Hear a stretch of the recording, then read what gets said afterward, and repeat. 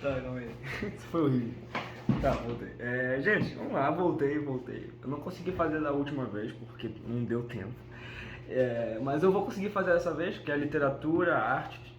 E português, mas eu não faço aula de português.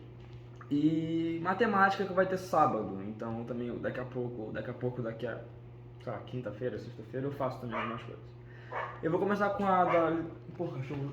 Oh, o cachorro não tava latindo, cara. Eu vou falar a verdade, o cachorro não tava latindo, ele começa a latir agora. Mas enfim, eu vou começar um pouquinho com a literatura do segundo ano e com a arte do segundo ano. Talvez eu consiga fazer alguma coisa com a arte do primeiro ano e da literatura do primeiro ano, mas eu não garanto porque o tempo tá meio corrido pra mim aqui. Ok? Então vamos lá, gente. O capítulo é o capítulo de prosa pós-moderna. Aí é um pouquinho complexo, porque pós-moderno é basicamente hoje. Porque é um jeito diferente de dizer contemporâneo, vamos dizer assim. Porque não depende do contexto, para a verdade. Porque contemporâneo é todos aqueles que estão vivos. Ou seja, em 1800 o que eles estavam vivendo era contemporâneo. Entende, mais ou menos? Então, o hoje de qualquer tempo é contemporâneo. Até onde eu sei, eu posso estar errado, muito errado, inclusive. Se eu estiver errado, por favor, me corrija nos comentários. Porque é o que eu acho, mas são termos tão vagos pra mim e tão difíceis de explicar que eu gostaria de saber se estou errado ou estou certo. Ok? Gente, então, pós-moderno é no sentido da palavra, literalmente quer dizer depois do modernismo. O modernismo acabou com o fim da Guerra Mundial, 45, que foi justamente onde as pessoas queriam fazer uma separação do tempo que eles acabaram de viver.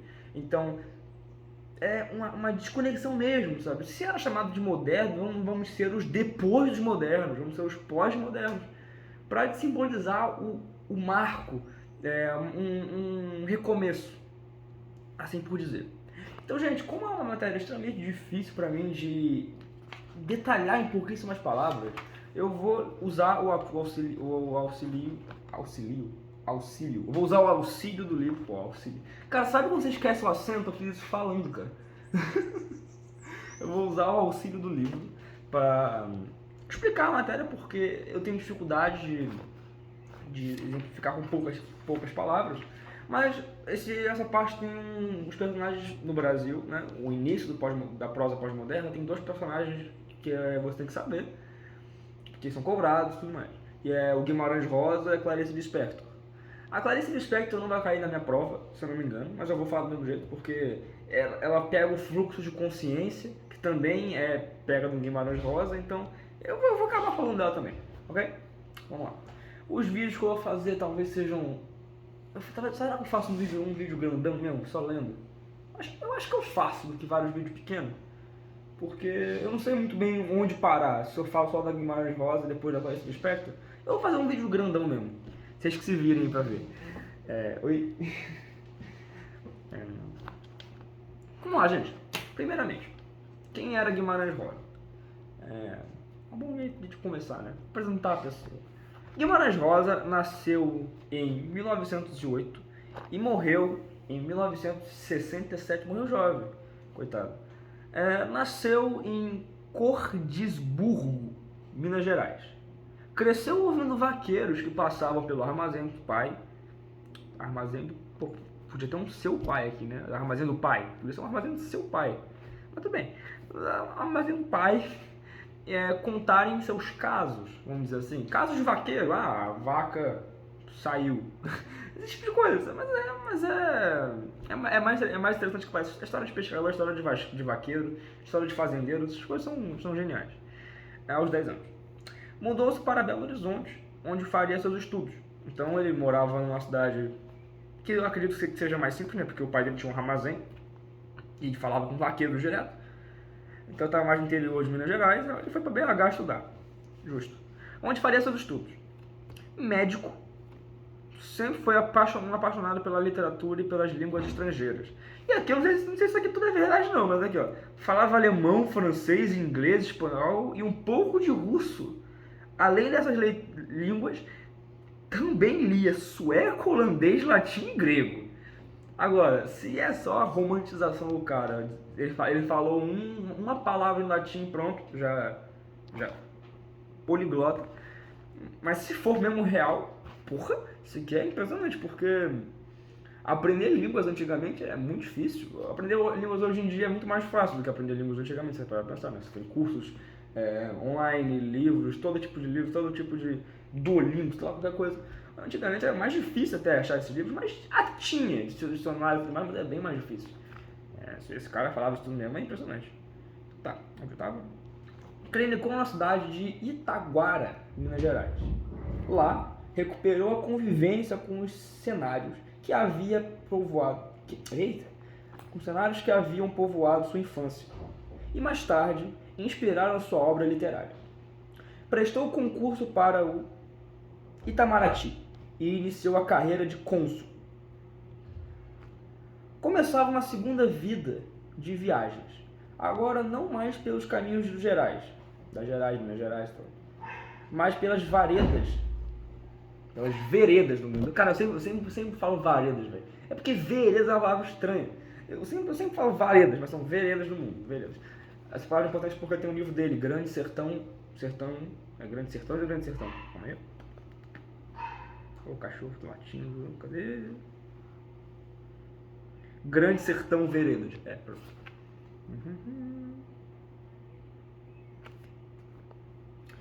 A consagração literária veio em 1946, com a publicação de Sagarana, livro de contos que ganhou vários prêmios.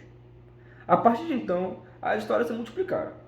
Corpo de Baile... por que o cachorro tá latindo agora, cara?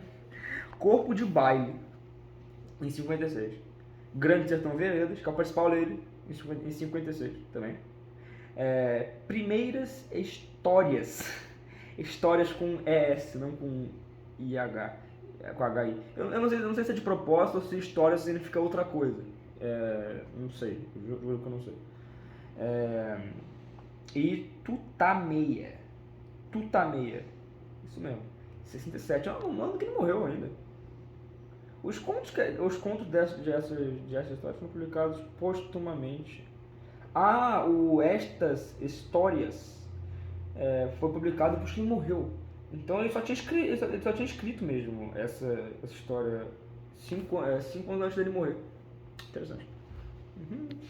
Tá, então Guimarães Rosa era esse cara que cresceu em um meio de pessoas rurais, de vaqueiros.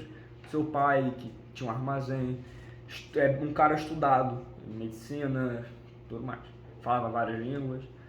Mas ele vai trazer alguns conceitos interessantes, que inclusive é o Sertão Universal, que eu vou ler daqui a pouco. E é interessante porque ele é bem regionalista.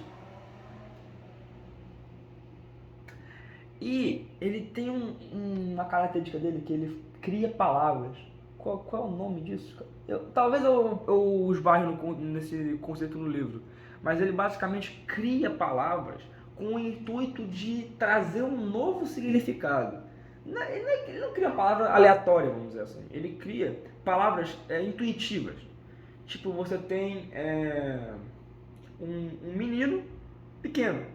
Aí você chama ele de menineco, de meninico, sabe? De menino pequeno. Você soma as palavras, faz uma justa posição, você mistura tudo.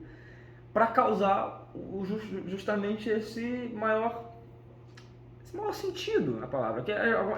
Acho que ele considerava que algumas palavras não tinham o significado suficiente, vamos dizer assim. É por aí, é meio louco, mas faz sentido, depois que você lê e percebe. E aqui a gente chega numa parte que eu acho muito interessante, que inclusive, por isso que eu não consigo não falar da Clarice Lispector nesse sentido, que é do fluxo de consciência. O fluxo de consciência, ele é um aspecto muito, muito legal, porque ele traz a humanidade do narrador, se você pensar nessa ótica. Por quê? O fluxo de consciência é você pensar em alguma coisa e já extrapolar outra coisa no meio, e outra coisa no meio, e outra coisa no meio, e você perder o seu conceito de início, meio e fim, perder sua linha temporal, perder essa obrigatoriedade de manter-se na linha o tempo todo de contar a história.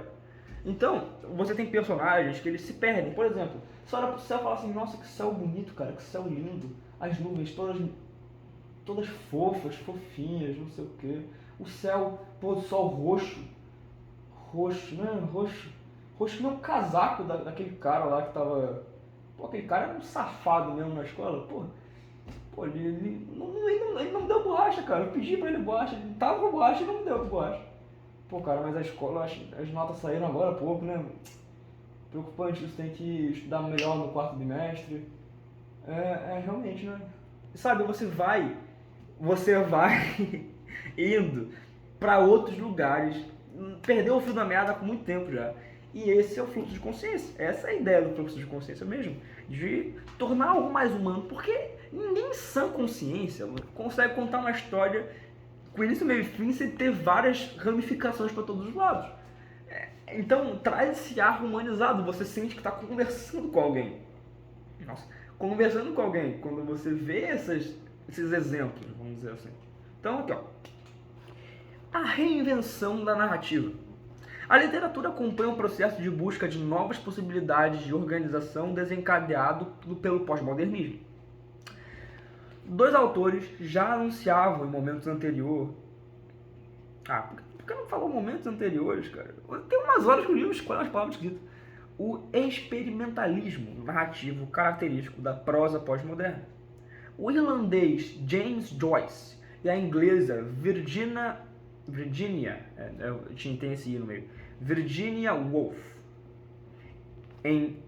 Esses dois fizeram esse meio que um pré-fluxo de consciência, ou até um próprio fluxo de consciência, só que Guimarães Rosa vai se despertar e fala os brasileiros que fizeram isso naquela época. Essa época de 46, 47. E até 50 e tantos. Até 60. Na verdade não tem um até, é até agora, para pensar, né? Enfim, vamos lá. Em Ulisses, inspirado livremente na Odisseia de Homero, ou Homero, lembra do jeito que você quiser, Joyce reinventa a linguagem e a sintaxe. O escritor irlandês explora processos de associação de imagens e todo tipo de recurso verbal para criar o fluxo de consciência das personagens Leopold Bloom, Stephen Dedalus e Molly Bloom. Pô, tem dois Bloom aí. O leitor, envolvido por uma fala incessante, acompanha as andanças de Leopold Bloom por Dublin, capital da Irlanda, no dia 16 de junho de 1904. Tá. Aí tem aqui um trecho, mas não vou dar exemplo, eu já dei exemplo. Aqui é o próprio livro explicando o fluxo de consciência. Aqui, ó. O fluxo de consciência é uma técnica narrativa utilizada para expressar, por meio de um monólogo interior, os vários estados de espírito e as emoções que caracterizam uma personagem. Para isso, o narrador apresenta pensamentos sem se preocupar em garantir a articulação lógica entre as ideias. Entendeu? Uma série de impressões visuais, olfativas, auditivas, físicas, associativas ganha forma no texto, recriando em um universo ficcional o funcionamento da mente humana. Entendeu? Inclusive, isso aqui já abre uma brecha para falar de epifania, que é um termo que meu professor usou para dizer da Clarice, que quando você tem uma epifania, um acontecimento externo faz você ter uma realização interna que você... o que eu estava te incomodando agora você já descobriu, ou passa de incomodar, basicamente. Então, esse epifania. Claro que tem várias maneiras de definir essa palavra, dependendo do contexto, mas nesse contexto seria isso. E Virginia Woolf também faz uso de fluxo de consciência para lidar com as angústias individuais de personagens atormentados. Então ela usa para personagens atormentados mesmo, traumatizados, ansiosos, que vão falar muito dentro de sua cachola, com eles mesmos, é um monólogo, tem que lembrar disso. E também se perdendo muito nas ideias, mostrando realmente confusão mental. O fio narrativo se fragmenta e se multiplica, tecendo uma rede complexa da qual surge, ao fim, a imagem multifacetada dos seres humanos. É muito difícil fazer um livro assim, porque você tem que fazer com que ele não tenha tanto sentido lógico e formal, mas você também não pode fazer uma bagunça, né? Porque também não é pra isso, né? Você não quer um livro mal feito, vamos ser sinceros. Então, você achar esse equilíbrio entre ser realista, mas não ser também tão puxado pra confusão, é difícil, é difícil. Você não pode se perder nas ideias, sabe? Você tem que ter um início e um fim já bem programados. Agora, como vai chegar no início do fim, você decide. Mas tem que ter um início e um fim, basicamente, e um meio. Mas ele pode ser mudado, alterado, puxar pra lá, mas tem que ter um mínimo de estrutura, né? Senão fica difícil, né? É muita bagunça.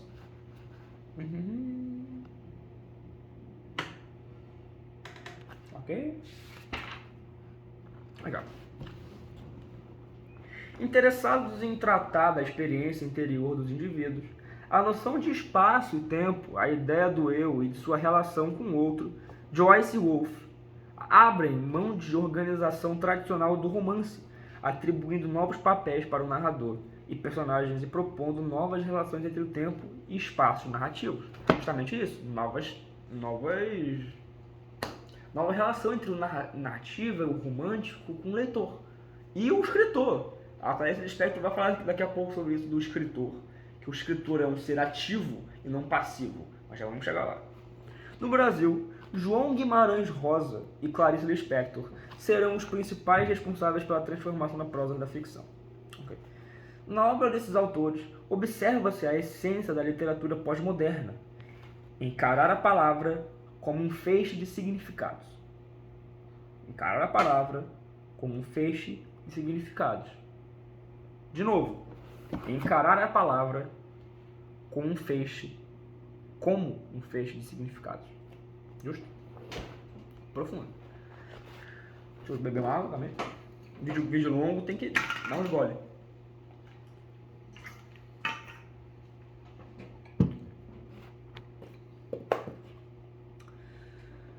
Todo o convencionalismo característico da prosa cai por terra. Guimarães Rosa ousa escrever um romance de mais de 500 páginas, sem dividi-los em capítulos. Não tem capítulo, é direto. Vai lendo. Num imenso monólogo. A função tradicional do narrador, como organizador da história, é revista. Ele tanto pode ser confundido como um personagem, que detém diretamente a palavra, como faz Guimarães Rosa em Grande Sertão Veredas, ou ser transformado em uma espécie de consciência crítica, que ajuda o leitor a refletir sobre o significado dos comportamentos dos personagens, como acontece em A Hora da Estrela, de Clarice Lispector. Então, vamos pensar um pouquinho sobre isso. Vamos lá. Esse assunto é meio difícil. Vamos lá.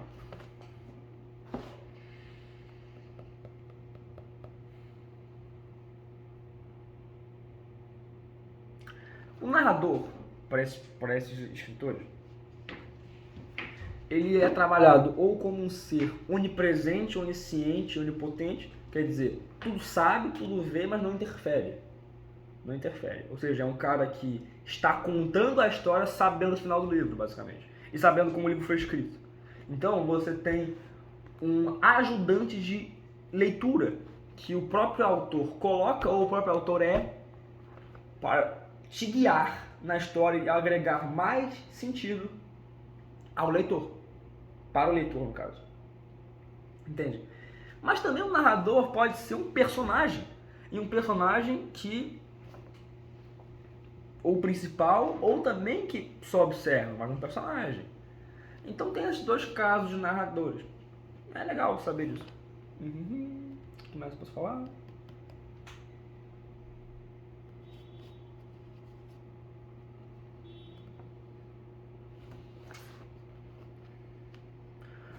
O projeto literário da prosa pós-moderna. Vamos lá, acompanha. Como não existe uma definição única de pós-modernismo, não há somente um projeto literário para a prosa pós-moderna. Neste capítulo, estudaremos especificamente os caminhos percorridos por Guimarães Rosa e Clarice Lispector na construção de sua obra literária. Então é um pouco... É meio que explicando a minha confusão, basicamente, né? Porque não tem direito. Ah, é difícil caracterizar, porque não tem caracterização. A gente tá... É uma confusão, é uma bagunça. O universo ficcional de Guimarães Rosa se caracteriza pelo uso particular de linguagem e por, nesse mundo... Eita, peraí. Pelo uso particular de linguagem e por, nesse mundo aparentemente regional, tratar de temas próprios a todos os seres humanos. Que vai ser o caso do Sertão Universal. Já vai chegar lá. Nossa, esse vídeo vai ficar longo, hein? Vai demorar pra baixar meu tudo. Vamos lá. Guimarães Rosa envolve o leitor em uma imensa rede de histórias que abrem espaço para a reflexão sobre as grandes questões universais que atormentam o ser humano. Essas questões dizem respeito a temas como o bem e o mal, a sanidade e a loucura, o certo e o errado, o amor e a morte, o acaso e o destino. Esse amor e morte aqui, acho que é referência ao livro... Eu não sei se é esse Grande Sertão Veredas, acho que não, acho que é outro. Mas tem um livro que tem um cara chamado Riobaldo e o Diadorim. Que o Riobaldo, ele gostava do Diadorim, mas aí quando o Diadorim morreu, o Riobaldo, quando foi enterrar, percebeu que era uma mulher, não um homem. Esse é o final da história, mas tô caracterizando para você lembrar. Eu acho que você já lembraria se eu falasse de Adorim, se você conhecesse o Riobaldo. Mas explora esse amor e morte, porque o amante morreu, né? O amante morreu. E o amor era... o Guimarães Rosa falava que o Riobaldo não conseguia falar direito. Ele estava perplexo. Ele falava que o coração dele era um cavalo em chamas, alguma coisa assim. É por aí. Top. O que mais posso dizer? Onde eu tava? Aqui. Clarice Lispector, por sua vez, desenvolve um universo ficcional em que investiga os processos que tornam o ser humano único, que lhe dão identidade. Suas narrativas abandonam o interesse pelo enredo para submeter as personagens a um processo de individualização que permite a elas reconhecer a própria identidade. Esse reconhecimento as faz reavaliar o contexto em que se encontram e questionar a sua submissão às expectativas familiares e sociais. Então, personagens bem autocientes e conscientes, parece que o Lispector gosta de escrever. Então você vai ter um exemplo daqui a pouco da mulher lá que teve uma epifania porque viu um cego mascando chiclete. Esse é o exemplo mais famoso que tem. Aí ela estava frustrada, estava triste porque ela estava em casa e estava cansada de trabalhar em casa. E viu um cara mascando chiclete. Eu não sei se ela sabia que ele era cego. Eu espero que não, porque ela ficou bem brava com o cara, porque ela percebeu que ela não poderia estar na situação dele, na plena paz, só mascando um chiclete. Ela percebeu que ela estava ocupada e tinha muitas coisas para fazer, e que não podia se dar o luxo de descanso. É o que eu entendi, pelo menos, mas... A Clarice Lispector é uma autora bem difícil de ler, não vou mentir não. É difícil mesmo. Vamos lá. Os agentes do discurso. Vamos lá. Entre aspas. Ou entre parênteses. Não é aspas, pelo amor de Deus, entre aspas. O escritor não é um ser passivo que se limita a recolher dados da realidade, mas deve estar no mundo como presença ativa, em comunicação com o que o cerca. Fecha aspas, disse certa vez Clarice Lispector. Abre aspas de novo. A literatura deve ter objetivos profundos e universalistas. Deve fazer refletir e questionar sobre um sentido para a vida e, principalmente, sobre o destino do homem na vida. Fecha aspas. Então, Clarice Lispector trazendo a importância do porquê o autor deve ser participativo e dizendo que a literatura deve ser algo a trazer questionamentos e respostas sobre como viver e qual é a nossa função na vida. Justo? Justo. Vamos lá. Vamos continuar. Gente, esse aqui é um aulão. Vambora. Não quero ficar parando de gravar, não. Vai ser direto. Vambora. Essas duas declarações da escritora revelam o modo como desejava interagir com a realidade, levando em consideração o texto literário como algo vivo, que afeta o leitor, que reflete o contexto, que expressa os pontos de vista do seu autor. O contexto de produção de Clarice Lispector e Guimarães Rosa foi mais internacional que os de outros escritores brasileiros. Quer dizer, teve muito mais holofote para o mundo, vamos dizer assim. A experiência pessoal de viver fora do Brasil influenciou suas obras, que falam de aspectos da vida brasileira, mas abordam questões universais. O fortalecimento das editoras com a explosão de um romance na geração de 30 tornou mais fácil a publicação e a circulação de novos livros. Guimarães e Clarice, aclamados pela crítica após o momento inicial de espanto diante do novo, não tiveram dificuldade para publicar suas obras. Então teve aquele momento de, meu Deus, mas depois falaram, tipo, lindos. É normal, né? A arte é meio que assim. Normal. Agora a relação entre a arte, a prosa pós-moderna e o público. Interessante. Nossa, quase machuquei meu dedo agora também. Nossa, a garrafa tá dura, cara. Essa garrafa de térmica, então é elas fazem um vácuo dentro da garrafa que fica duro de abrir a beça.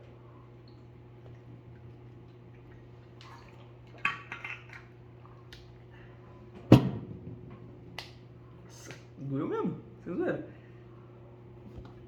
Vamos lá. A prosa pós-moderna e o público. No cenário literário de Guimarães... Eita! Pô, eu tava lendo tanto Guimarães que parece igual um Graciliano Ramos, pô. Calma aí. Reiniciando. No cenário literário de Graciliano Ramos, José Lins do Rego, Érico Veríssimo, a chegada de Guimarães Rosa e Clarice Lispector, embora importante, não ganha muito destaque entre os leitores.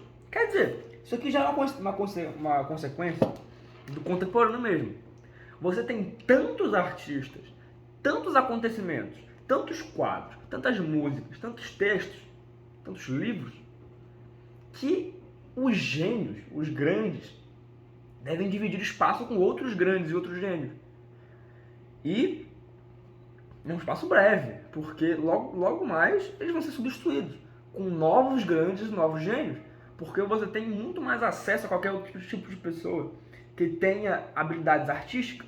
Então, o trono não é mais um lugar tão fixo e não tem só um. Existem vários tronos, eles são bem rotativos. Poucos conseguem chegar no trono dos lendários, que são inesquecíveis, que são imortalizados. Então, é difícil. É a realidade, é isso. Um mundo mais volátil. Passado o estranhamento inicial, causado principalmente pela experimentação com a linguagem e pela ruptura com as estruturas narrativas, tanto Clarice como Guimarães são aclamados publicamente pela crítica especializada. Quando isso aconteceu, entraram na moda. Ou seja, a crítica bateu palma, aí o povo, legal, vou comprar, e pronto. Virou moda. As obras desses autores desafiam o leitor a entrar em um mundo próprio, a participar de maneira ativa da construção do sentido e a dialogar efetivamente com o texto. No momento em que o leitor aceita o jogo proposto por esses escritores e se deixa levar pela linguagem envolvente de sua ficção, mergulha em um fascinante universo narrativo e, ao acompanhar a vida e a trajetória dos personagens, muitas vezes percebe-se refletindo sobre a sua própria vida. Ou seja, a história não é muito clara do que acontece na escola, na história, por isso que é difícil de ler. Você tem que ler com muita paciência e dedicação e foco para conseguir entender a história. E você também pensa nela, você constrói ela, porque ela não está pronta, você vai construindo, vai montando a história. E você acaba pensando em coisas que você poderia fazer ou não fazer, então a sua vida também é moldada por elas. Então é muito interessante isso. Top. Outro tópico. Linguagem. Experimentalismo criador. Tanto em Guimarães Rosa como em Clarice Lispector, O trabalho com a linguagem é a principal ferramenta para a criação literária. Na obra de Guimarães Rosa, esse trabalho aparece sobre as formas de experimentação radical com as palavras. Ah, é isso. Eu acho que é aqui que a gente vai chegar na parte que ele cria palavras. Deixa eu ver aqui. Resgate de termos arcaicos, criação de neologismo, pronto. Neologismo, bota no Google. Neologismo, criação de palavras, de novos significados. Beleza? Tentativa de fugir dos clichês. Reconstrução da fala regional do interior de Minas, criando ritmos inesperados, inversões surpreendentes, imagens delicadas e belas. Ou seja, regionalismo, o uso de palavras da região em que a história se passa, o uso da cultura, da tradição em que a história é contada, do lugar. Beleza?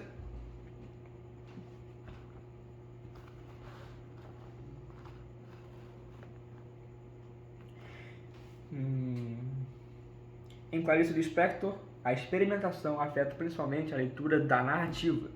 O domínio da técnica do fluxo de consciência, porém, torna-se a marca registrada da autora. Então, ela não é muito conhecida por neologismo, é mais por fluxo de consciência. Já o Guimarães Rosa é mais por neologismo e menos por fluxo de consciência. É mais ou menos assim. Mas né, também comparação, não dá para comparar, são livros, são difíceis.